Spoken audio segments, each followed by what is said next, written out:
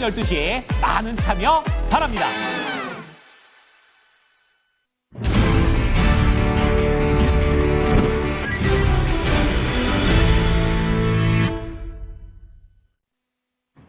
체크스탁입니다. 오늘도 든든한 두 분 모셨습니다. 토마토 투자클럽의 김민주 전문가, 알파경제 김종현 이사입니다. 안녕하세요. 네, 안녕하십니까. 예. 그러면 오늘의 주제 보겠습니다. 오늘 이 대선 후보 3차 TV 토론 앞두고 있는데 개헌도 그 내용 가운데 하나입니다. 개헌하면은 또 상법 개정 얘기가 나올 수밖에 없을 텐데요. 여기에서는 또 어떤 후보가 어떻게 상법 개정안에 대한 의견을 피력할지, 상법 개정안이 통과가 된다면, 그리고 의견이 모아져서 상법 개정안이 통과가 된다면 시장에 미치는 영향도 보셔야 될 것 같습니다. 이를 앞두고서 앞서서 대규모의 유증이라든지 이런 부분들도 한 차례 시장에 영향을 미쳤기 때문에 과연 어떻게 될 것인가, 차기 정부에서는 이 부분이 또다시 이슈가 될 것 같은데요. 김민수 전문가님은 상법 개정에 또 굉장히 긍정적으로 생각하시는 쪽이시잖아요. 네, 엄청 긍정적으로 생각합니다. 이 부분만큼은 절대적으로 민주당이 잘했다. 근데 이제 지난번에도 이 주제를 한번 다뤘었는데 우리 시청자분들 아셔야 될 게 사실 그 제도 보완은 분명히 필요한 영역이 있습니다. 네. 저는 상법 개정되면 3,000피는 무난하게 넘어간다. 정고점이죠. 3,300포인트인가요? 거기는 무조건 넘어간다라고 보여지는데, 지난번에도 언뜻 제가 이 주제를 다룰 때 좀 얼핏 말씀을 드렸던 게, 사실상 그 소액주주 소송에 관해서는 또 한편으로 동의합니다. 그 노이즈는 사실상 엄청날 것 같거든요. 그 상법 개정안의 골자를 보게 되면, 일단 첫 번째가 의사의 의무 범위를 회사에서 주주까지 확대하는 내용이 들어있습니다. 사실상 이제 비법률 전문가가 얼마나 법률을 알겠습니까만은 법조문을 읽어보면 대충 취지는 알 수 있을 것 같거든요. 그런데 이제 실제 우려되는 것은 사실상 한 주 갖고 있는데 우리 시청자분들 그렇지 않습니까? 대기업들 소액주주들 100명, 1000명 모아가지고 소송 진행하고 이런 부분은 사실상 어떻게 보면 너무 좌측의 극단 논리거든요. 저는 맞아요. 이거 찬동하기 어렵습니다. 애진간히 대기업들 발목을 좀 잡아야죠. 제가 달고 다니는 말인데 삼성전자 좀 그만 놔둬라. 이런 말도 하는데 사실 이 부분에 관해서 절대 찬성해 줄 수가 없는 내용이고, 그럼에도 불구하고 이제 상법 개정이 된다면 사실상 어떤 주주 친화적인 정책 내지는 코리아 디스카운트가 해결될 수 있는 방안이지 않나 이렇게 생각을 하고 있습니다. 지난번에 사실 이 이슈가 나왔을 때 전 통과될 줄 알았어요. 이것만큼은. 그런데 이제 국민의힘 쪽에서 반대를 했는데 그 명분이 참 좋았어요. 아까 제가 말씀드리는 기업에 대한 우려 부분을 좀 밝히면서 제도 보완이 된 상태지 않기 때문에 그걸 명분으로 들고 나왔거든요. 그러니까 사실 여기에 관해서 할 말은 없죠. 그러니까 차차 보완해 가겠다 이거는 민주당 쪽 이야기고요. 그럼에도 불구하고 큰 거시적 관점에서 본다면 꼭 통과가 되어야 된다. 단지 이제 우리 시청자분들이 이제 생각하시는 게 이런 부분들이 좀 선반영된 게 있느냐 이제 반문을 좀 해보실 텐데 일정 부분 좀 선반영된 것 같고요. 그리고 밸류업 지수 프로그램하고 벌써 소리 소문 없이 또 묻혔는데 이건 시행 중이잖아요. 네. 이 부분에 관한 것도 좀 일정 부분 선반영된 부분이 있고, 종목으로 따지면 차트 혹시 잡아주시면 한국금융지주인데 지난번에도 한번 말씀드렸는데 이 종목 수직 상승이거든요. 주가가 보이질 않습니다. 지금 64,600원에서 10만 원 넘어갔거든요. 정말 가장 많이 그 금융주 중에서 최근에 한 달 동안에 가파르게 오른 것 같습니다. 사실 이러한 내용들 일정 부분 다 선반영 좀 된 것 같은데, 금융증권 테마겠죠. 결국은 상법 개정 된다는 가장 선순위에 해당되는 게, 그리고 저는 하나 추가하고 싶은 게 이제 ESG 경영. 이러면 좀 수혜주가 될 수 있는데요. 일부 종목은 선반영됐기 때문에 분명히 조심해야 된다는 거 꼭 말씀드리고, 그 다음에 궁극적으로 상법 개정이나 밸류업 지수 프로그램까지 좀 묻겠습니다. 거기 해당 기업들이 있지만 결국은 코스닥 내지는 스몰캡 종목의 어떤 주주 친화 정책을 이렇게 계속적으로 시행하는 기업들의 실질적으로 기업 내재 가치 내지는 외부 평가 가치가 올라가야 되는데 여기까지 실제 효과가 확대되어야죠. 이것이 정말 몇몇 종목의 그냥 금융주, 증권주의 하나의 카테고리라만 끝난다면 상법 개정에 대한 밸류업 지수는 전 필요 없다고 보여지고요. 스몰캡 종목 중에서 여러분들 배당 5%씩 하고 이런 기업들이 있어요. 네. 대표적으로 메가스터디 그룹 중에서 모 종목도 배당 항상 꾸준히 해왔던 종목이거든요. 그러니까 그런 종목들의 수혜가 있어야 된다고 보고, 단지 이제 실제 통과가 이제 물리적인 무슨 계산법에 의하면 지금의 민주당이 다수석을 좀 갖고 있잖아요. 그래서 통과가 될 거라고 보는데, 뭐 정치가 그렇지 않지 않습니까? 서로의 어떤 극단의 대립의 의견을 타협하는 과정이잖아요. 그 정치적 갈등이 좀 클 경우에 단기 혼조 가능성이 좀 있습니다.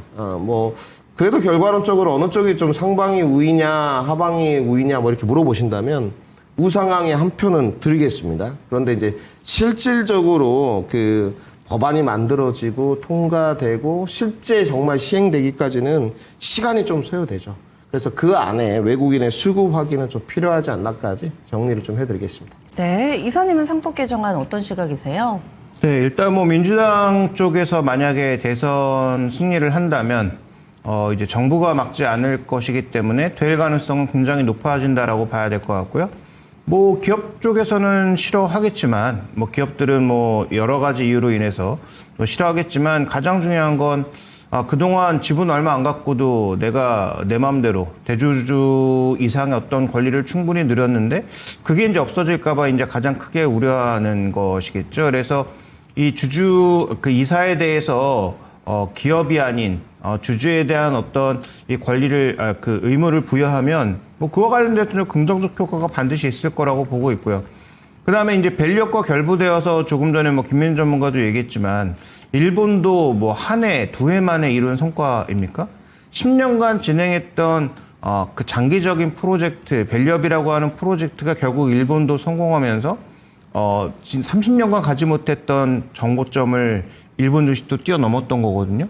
그러니까 우리도 상법이라고 하는 단계가 뭐 여러 가지 부작용이 뭐 있을 수 있습니다만 그런 부작용 때문에 못하는 것은 말이 안 되죠. 뭐 지분도 얼마 안 되는 대주주를 위해서 나머지 소액주주들은 모두 희생해야 됩니까? 그래서 그건 말이 안 되고요. 그다음에 저는 뭐 그 소송 얘기도 조금은 불편한 게 그냥 일반 투자자들을 다 무시하는 발언인 것 같아요. 그래서 일반 투자자들이 봤을 때 뭐 예를 들어서 뭐 주식 얼마 갖고 있지도 않은 뭐 두 주, 세 주 갖고 있는 사람들끼리 모여서 말도 안 되는 소송하면 그 소송의 편을 들어줄 거라는 그 생각 자체에 대해서 저는 뭐 동의할 수가 없습니다. 그래서 대부분의 투자자들은 합리적이기 때문에 그런 말도 안 되는 소송에는 아마 대부분 동의하지 않을 것 같고, 그 다음에 예를 들어서 뭐 소위 얘기하는 그 단체들, 뭐 시민단체들 이런 쪽에서 뭐 한 주, 두 주 가지고 기업에게 말도 안 되는 그런 요구를 하는 것을 많은 투자자들이 동의할까? 전 그렇게 생각하지 않아서 이건 빨리 처리돼야 될 것 같고요. 그 다음에 지금 보시면 의외로 지금 이 연중 신고가를 봤더니 금융주들이 이미 많이 끼어 있어요. 맞아요. 네. 하나손해보험 신고가고요. 그 다음에 지금 하나금융지주, 그 다음에 좀 전에 언급해 주셨던 한국금융지주, 신한지주, KB금융 다 신고가입니다. 그 다음에 증권주들 최근 들어서 약간 말려 내려오긴 했는데 대부분 다 신고가 영역이에요. 그래서 이런 부분들을 살펴봤을 때 저는 이미 이런 상황들이 반영되고 있었다라고 보고 있고, 저는 새 정부에선 아마 국민의힘으로 간다면 가능성이 별로 없지만 민주당 정부로 간다면 상법 개정을 포함한 전체적인 흐름이 될 가능성이 또 높고, 또 하나의 포인트 6월 13일 날 밸류업 지수 ETF의 종목이 변경됩니다. 아, 그래요? 네, 그래서 여기에서 변경되는 종목군들은 이번에는 뭐 기존의 흐름으로 가지 않고 꽤 주주환원과 관련된 노력을 하는 기업들을 끼워줄 걸로 보여요. 그래서 지난번처럼 뭐 말도 안 되는 종목이 끼어있을 가능성은 많이 낮고, 오히려 그러면서 최근 들어서 외국인 수급이 이런 종목군들로 좀 들어오는 게 아닌가 싶어서 뭐 그렇게 본다면 저는 뭐 긍정적이다. 그래서 지금 이미 올랐기 때문에 뒤늦게 올라타는 것에 대한 리스크는 있으나 어쨌든 방향성 자체는 긍정적인 쪽으로 가고 있고, 주주환원을 많이 하는 기업들, 배당 많이 주는 기업들에 대해서는 여전히 좀 긍정적인 접근이 필요하다 이렇게 보고 있습니다. 네, 두 분이 공이 이 상법 개정과 관련해서는 우리 증시가 레벨업하기 위해서 가야 할 길이라고 또 얘기를 해주시는데, 그러면은 또 투자자 입장에서 여러분들도 뭐 상법 개정안 찬반의 의견은 갈릴 수가 있습니다. 지금 이 시간에 그것을 전달드리고자 하는 게 아니라 어떻게 투자 아이디어로 활용할 것인가, 우리 시장에 영향을 미칠 것인가, 여기에서 대체적으로는 예전에 우리가 이 밸류업 얘기를 할 때 많이 거론됐던 종목군들이 거의 교집합처럼 수혜주로 분류가 되는데, 약간은 무지한 질문일 수도 있겠지만 증권, 금융, 뭐 지주사 이런 종목군들이 수혜주로 분류가 된단 말이죠. 김민주 전문가님 왜 그런지부터 좀 쉽게 설명을 해주시고 그리고 또 지금 주가가 어느 정도 갔다면 앞으로도 계속 반영이 될 것인가 혹은 아직 덜 반영된 종목군들이 있다면 이것도 좀 알려주시면 좋을 것 같아요. 일단 왜 이런 금융 지주사들 이런 게 이제 부각되는가 좀 봐야 될 것 같은데 사실상 이제 저밸류에 그다음에 청산가치에 못 미치는 프리미엄을 받고 있다는 거. 프리미엄이라는 단어가 좀 안 맞죠. 할인을 할인을 있죠. 받고 네. 있는 쪽이라는 게 가장 크고요. 증권주는 조금 지엽적인 분류를 한다면 올해 증시 상단이 상당히 모두 다가 높게 나와요. 증시가 오를 것 같으니까. 네, 수혜주다. 서로 그냥 네. 뭐 이렇게 약간 뭐 이런 뉘앙스가 증권사분들 불편하실 수 있겠습니다. 상부상조하는 느낌? 키움증권에서 올해 증시 목표가 높게 내고, 뭐 KB에서 높게 넣고, 미래에서 추천해주고. 삼천 갑니다. 뭐 이런 거 얘기하시는 그렇죠. 거죠. 네. 그러면서 이제 몇몇 증권주들 수혜를 볼 수 있다 이런 보고서 리포터들. 뭐 누이즈콘 매부 좋고 다 좋은데요. 정말로 그 증권주들이 지수 올라가면서 올라가느냐. 그것 또한 사실이겠죠. 근데 산업의 섹터가 먼저인 부분인 것 같고, 그거는 번외니까 우리가 좀 빼죠.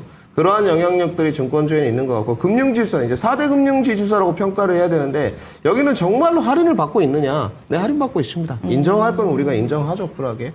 늘 저평가 국면이었었고, 뭐, 금리 사이클에 맞춰서 이제 순이자 마진이 얼마나 남았느냐에 따라서 좀 주가 변동폭이 있었던 부분인데, 사실상 미국의 뭐 골드만삭스나 이런 데 보면, 뭐 월봉 보면 뭐 계속 올라가지 않습니까? 사실 그러한 저 형태로 가는 게 맞긴 맞는 것 같습니다. 단지 금융지주사나 몇몇 증권주만을 위한 밸류 프로그램이나 상법 개정이 아니잖아요. 그 밸류 프로그램을 보면 각 산업의 섹터별로 종목들이 정말 한 100여 개 되나요? 저도 그 캡처를 해놨던 화면이 있는데 그런 종목들이 많이 들어가 있지 않습니까? 그러면 거기에 정말로 주주 친화적인 정책을 펼치면서 이 상법 개정안이 통과되었을 때 코리아 디스카운트를 해결해 준다는 것으로 가야 되는데 지금은 그냥 금융지주 코리아 디스카운트 이렇게 그냥 공식적으로 가는 것 같아요. 네. 이게 조금 섭섭하죠. 정말로 법률의 취지나 상법 개정안에 그 무슨 법률이든 기본 취지가 있는데 맞느냐. 네. 밸류업 지수의 프로그램 취지에 맞느냐? 그렇지는 않다는 거죠. 그러면 실질적으로는 이런 것들은 이게 정부 주도로 지금 법안을 만들고 이런 프로그램 만드는 거잖아요. 그러면 정부가 정말 개입해가지고 금융지주사나 증권사뿐만이 아니고 이렇게 되면 또 이런 평이 나옵니다. 대기업들만 또 밀어주냐? 그렇지 않겠습니까? 중소기업들도 정말 배당 우리도 5%씩 매번 주고 있었는데 수혜를 좀 받게 해다오. 이런 평이 나올 수밖에 없죠. 공이 그래서 좀 균등한 기회, 평등한 어떤 정부 지원 이런 거는 좀 필요하다고 보여지고요. 단지 지금 뭐 우리가 좀 긍정적으로 생각해서 금융지주들이나 증권주들이 지수 반등 올해의 목표치와 더불어서 같이 먼저 갔다. 그러면 낙수 효과도 조금 다른 섹터와 종목들에 이루어지지 않겠느냐 이렇게 좀 말씀을 드려야 될 것 같습니다. 이사님은 수혜주로 어떤 쪽 보세요? 똑같이 증권, 금융 이쪽 보세요? 네, 일단 뭐 이런 종목군들 중에서 대형주들이 일단 수혜를 받을 가능성이 높죠. 일단 그런 ETF 안에 들어가 있고, 그런 ETF에 아마 정부 쪽에서, 그 다음에 정부 유관 기관이라든지, 정부는 아마 관계가 없다고 계속 떼쓰고 있습니다만, 뭐 연기금을 포함한, 이런 기관들 쪽에서 과연 안 살까? 저는 살 거라고 보고 있거든요. 그래서 그런 지수에 포함되어 있는 종목군들이 장기 수급으로 조금 긍정적일 수 있기 때문에 당연히 관련주라고 봐야 될 것 같고요.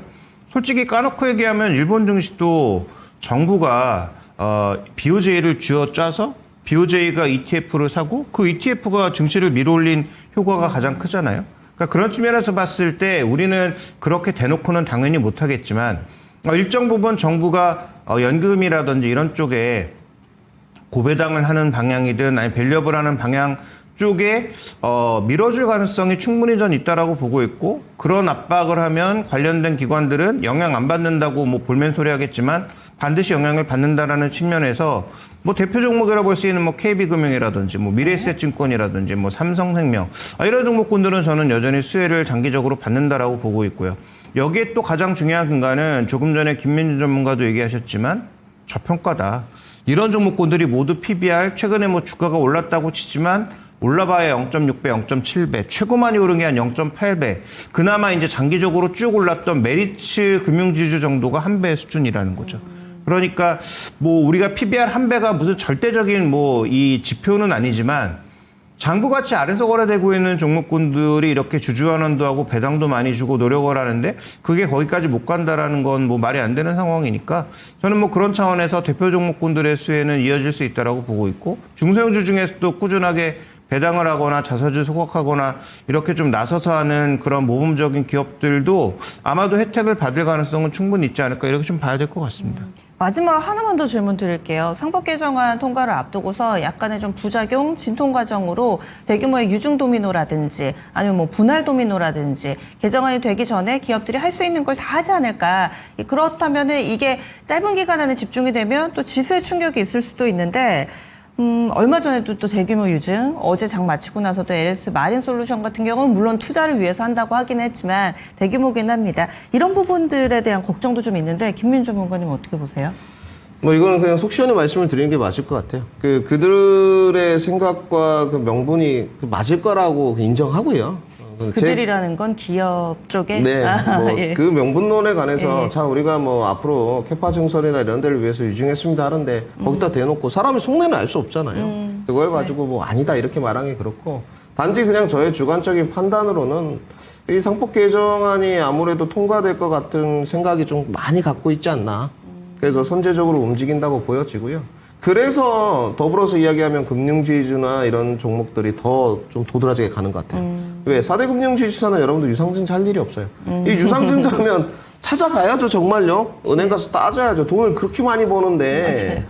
영업이익을 보십시오. 돈을 그렇게 많이 버는 그 은행주들이 유상증자라뇨. 상대적으로 이런 부분도 좀 자유로울 수 있고 단지 이제 뭐 가치주가 됐던 성장주가 되었건 선제적으로 제 주관적인 생각입니다. 뭐 선제적으로 미리 좀 증자 좀 해서 네. 기업 앞으로 투자 자금, 뭐 캐파 증설 자금 미리 좀 선제적 확보해놔야 되겠다. 이것은 뭐 일어날 수밖에 없다고 봐요. 어쩔 수 네, 없는 선제적인 대응에 따른 부작용 정도라고 코멘트를 드리는 게 맞을 것 같고요. 네. 뭐 SDI도 그렇게 쏘아 올린공에서 비난을 많이 받았고 맞아요. 한화그룹주 땡땡 기업도 그러면서 많이 좀 두들겨 맞았지 않습니까? 오히려 막 금감원에서 유상증자 막 미루고 다시 보완해서 올려라 막 이런 것들이 나오니까 주가는 더 갔거든요. 그래서 사실상 이 유상증자 이슈가 나오는 기업들은 네. 어떤 형태로든 주가의 뭐 희석 가치가 주가가 희석되면서 가치가 떨어지겠지만 그냥 돌직구로 주가의 가격이 내려갈 공사는 좀 있다라는 것은 참고를 하시면서 특히 투자하시는 분들은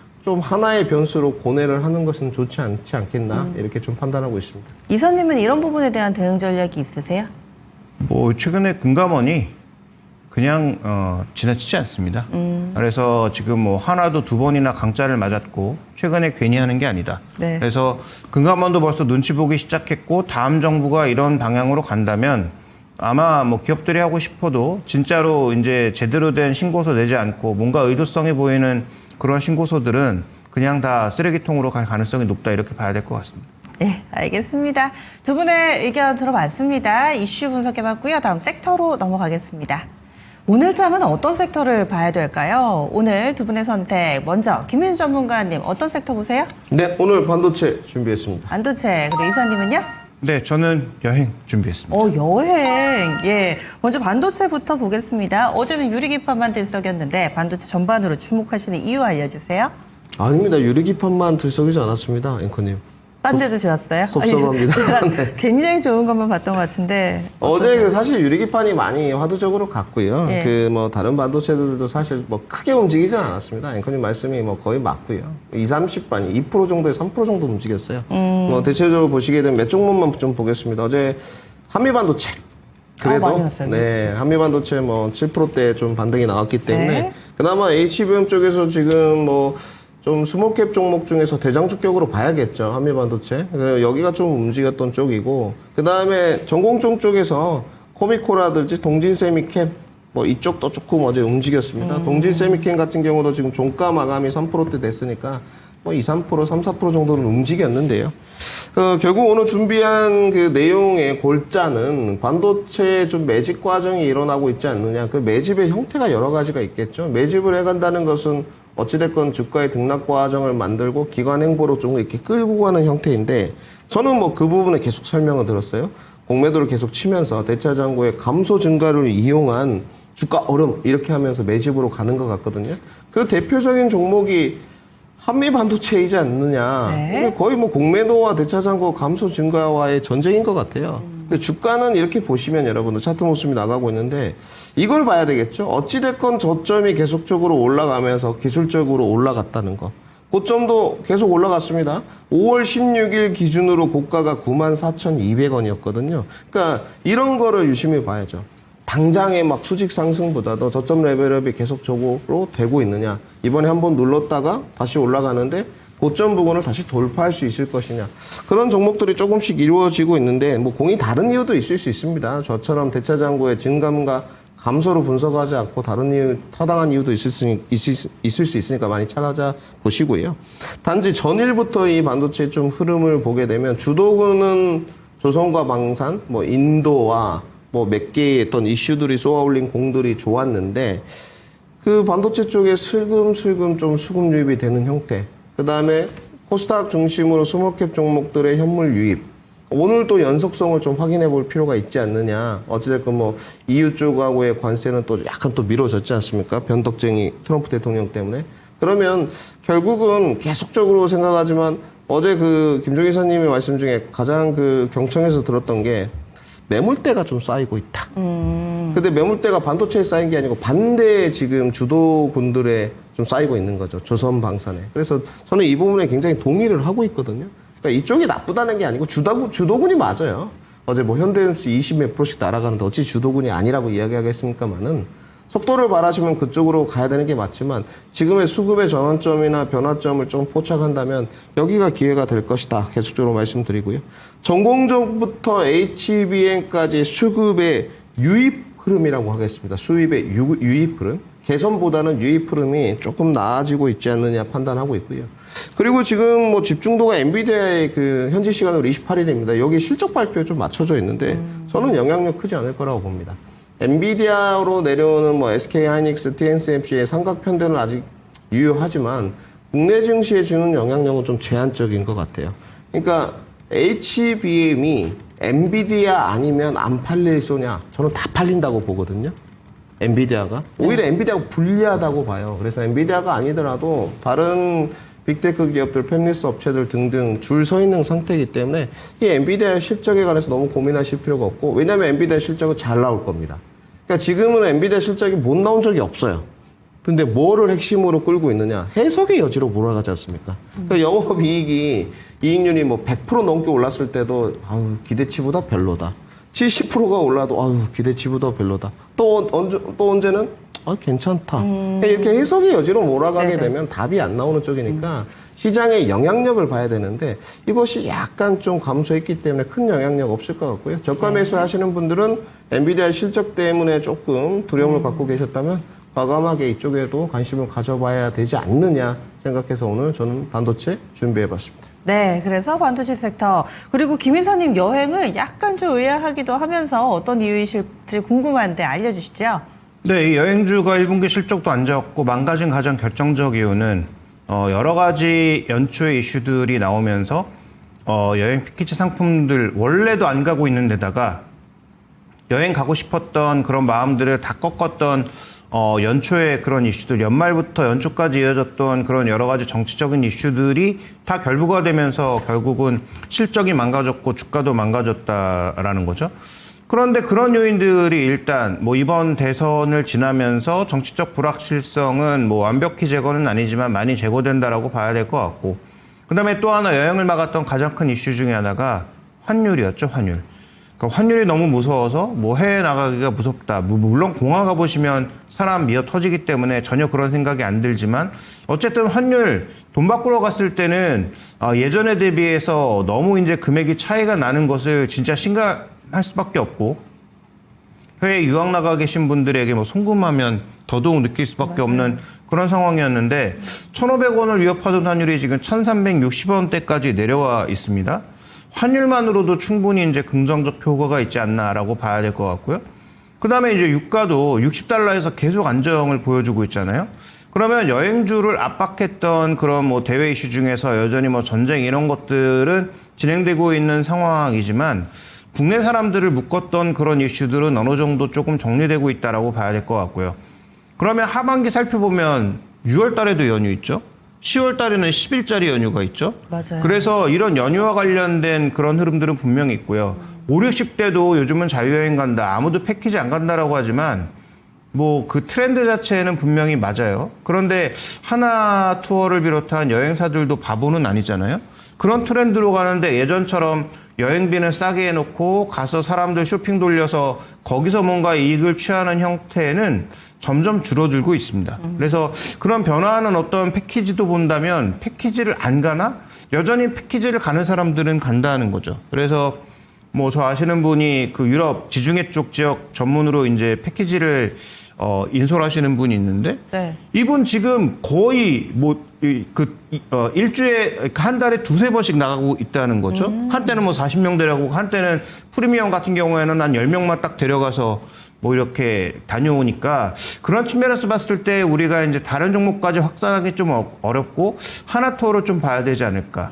하나 투어가 최근에 들어서는 수급도 조금 개선되는 모습이고요. 기관 매수도 좀 유입되고 있는 모습이고 그다음에 이제 여행 쪽에서 이제 다른 종목군들이 다 올라가고 있잖아요. 인바운드 수혜를 받을 수 있는 종목군들은 이미 다 올라갔단 말이에요. 그래서 저는 뭐 지수가 더 올라간다면 결국 시장은 저평가 종목이나 안 오른 종목 차지할 가능성이 높기 때문에 이게 뭐 단기 오르진 않겠지만 여행주도 봐야 되지 않나 이렇게 보고 있습니다. 예, 알겠습니다. 시야를 좀 넓혀주시네요. 섹터 봤습니다. 그러면 궁금해하실 만한 개장정 관심주 보겠습니다. 두 분의 선택 하나씩 들어볼게요. 김윤주 전문가님 어떤 종목인가요? 네, 호텔 신라 준비했습니다. 호텔 신라 그리고 이사님은요? 네, 저는 S-오일 준비했습니다. 종목을 좀 바꿔 갖고 오신 것 같기도 한데 김윤주 전문가님 호텔 신라 어떤 점에 주목하세요? 뭐 이제 어제는 원전 준비했고 오늘 반도체 종목이 굉장히 예측 불허인데요. 그래서 네. 사실상 올해 호텔 신라는 좀 뭐 기대 정도는 해도 되지 않느냐. 그 혹독한 코로나를 거쳤고 사실 1분기도 적자였습니다, 여러분들. 뭐 적자였는데 올해 가이던스는 어찌됐건 흑자가 턴되는 쪽이고 이 합정부터 저희 방송국 합정이 있지 않습니까? 사실 뭐 명동 안 가도 AK 플라자까지 한번 걸어가면 느낄 수 있을 정도거든요. 정말 뭐 중국인뿐만이 아니고요. 외국인 관광객이 많아졌습니다. 지금 뭐 중국 동남아 쪽인가요? 뭐 홍콩, 대만 이쪽에 뭐 코로나 많다고 하는데 뭐 사실상 그 거리두기 이런 게 없다 보니까 정말 많아졌고요. 뭐 그냥 길 가다가 편하게 그 중국 말을 들을 수 있을 정도예요. 저희 뭐 이 근처에 호텔도 큰 호텔도 있는데 여기 외국 분들도 많으시고 그러면 면세점들을 좀 들리는 그냥 기회라고 좀 봐야 되겠죠. 그 면세점에 들릴 수 있는 기회는 좀 올라가지 않겠느냐. 관광객들이 뭐 예전만큼 호황을 누리는 쪽까지는 아닌 것 같아요. 저는. 네. 그럼에도 불구하고 면세점 업황 개선 정도 그리고 올해 실적 턴어라운드 정도는 주목해 봐야 될 것 같고요. 그다음에 어찌됐건 계절적 요인이 있지 않습니까? 여러분 이제 계절성 테마는 이럴 때 하는 거거든요. 여행, 뭐 면세, 그다음에 뭐 맥주, 육개 이런 계절주들은 이때 공략하신 겁니다. 근데 이제 주가 좀 차트 모습 보시면 저가 구간에 있는 구간이기 때문에 좀 올라왔어요. 지금 굳이 따라가지 마시고 좀 눌렀을 때 내가 계절주 좀 해보고 싶다라고 생각이 드신다면 호텔 신라 관심을 가져보셔야 될 것 같고요. 그 이슈 몇 가지만 체크해 드리겠습니다. 임차료 부담 부분이 좀 있어요. 이 부분은 뭐 제가 지금 확인할 수는 없는 거고요. 앞으로 조금 노이즈가 있을 수 있으니 임차료에 관해서는 어떻게 해야 되는지 좀 뉴스를 그냥 통해서 체크하시고요. 그 다음에 이제 중국 소비 회복은 당연히 저희 방송을 보시면서 체크 포인트로 가져가야 됩니다. 이 두 가지만 체크 크로스하면 네. 계절적 요인의 단기 반등세는 좀 이어지지 않겠느냐 이렇게 좀 정리를 해드리겠습니다. 네, 그리고 이사님의 S-오일이에요. 이 종목 방송에서 오랜만에 좀 얘기를 나눠봅니다. 어떤 이유에서죠? 네, 일단 역사적 대바닥에 들어온 게 아닌가 생각이 됩니다. 저는 뭐 단기적으로 빠르게 움직이는 종목군들을 뭐 쫓아가는 건 못하기 때문에 조금 과도하게 빠진 종목군들 중에서 반전 포인트가 있는가에 대한 판단을 많이 하게 되는데요. 자, 이제 월봉을 한번 보시면 이게 주가를 한 10년 넘게 이렇게 한 15년 넘게 쭉 살펴봐도 지금 현재 가격대가 대바닥이라는 거를 우리가 알 수가 있죠. 월봉 기준으로 봤을 때 대바닥에 들어왔는데 대바닥에 들어올 만한 상황이니까 들어왔죠. 정제 마진은 계속 악화됐고 실적이 좋지 않으니까. 근데 지금 정제 마진은 좀 개선되고 있는 게 올해를 기점으로 어떤 현상이 나타나고 있느냐. 정제 설비의 증설이 멈춰집니다. 그러면서 중국 쪽의 수출도 점점 제한하고 있는 모습이에요. 그러다 보니까 우리가 중국에 많이 수출하고 글로벌로 수출하면서 큰 수혜를 받았던 것인데, 그 다음에 또 하나 우리가 충격을 받았던 것은 비교적 싼 가격으로 들어오던 러시아 물량, 이런 것들이 들어오지 않으면서 우리가 이제 강한 압박을 받았던 것인데, 그런 부분들이 풀릴 가능성이 언급이 되면서 정제 마진은 점차 개선될 가능성이 높아지고 있다는 거죠.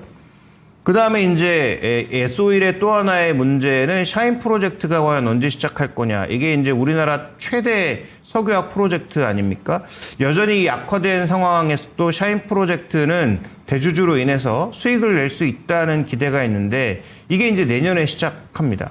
그래서 올해부터 개선되는 실적, 역사적 대바닥, 샤인 프로젝트의 내년 가동 기대감을 끌어올리기 시작하면 올해 실적이 뭐 대고 올라오는 건 아니지만 내년도 실적은 아마 대거 개선될 가능성이 높다는 기대가 연말부터 늘어날 것 같고요.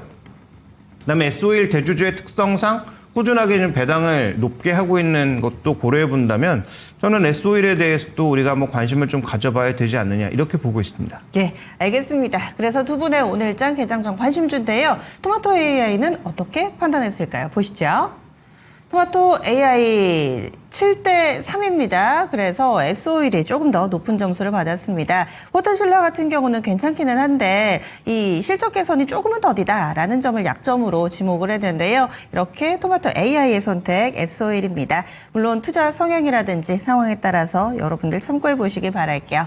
이렇게 해서 체크앤스탁 마무리 짓겠습니다.